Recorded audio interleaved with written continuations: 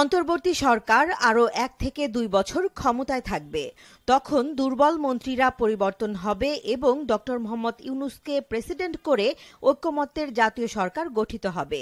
এছাড়া সংবিধান বদলের ক্ষীণ গুঞ্জন উচ্চকিত হলে আগামী 5 বছর গণপরিষদের নির্বাচন, সংবিধান প্রণয়ন ও গণভোটে কাটবে।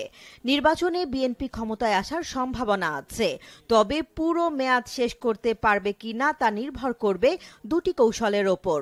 20 অক্টোবর নিজের ফেসবুকে দেয়া এক পোস্টে এমন আগাম বার্তা দিয়েছেন সাবেক সেনাপ্রধান ইকবাল করিম ভূঁইয়া।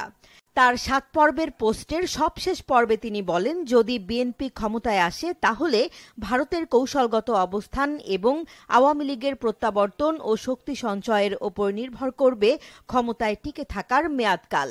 যদি বিএনপি তার বিরুদ্ধে পরিচালিত পরিকল্পিত সহিংসতা বিরোধী আন্দোলন দমনে ব্যর্থ হয়, তবে 1/11 পুনরাবৃত্তি ঘটবে বলেও তিনি তার পোস্টে উল্লেখ করেন।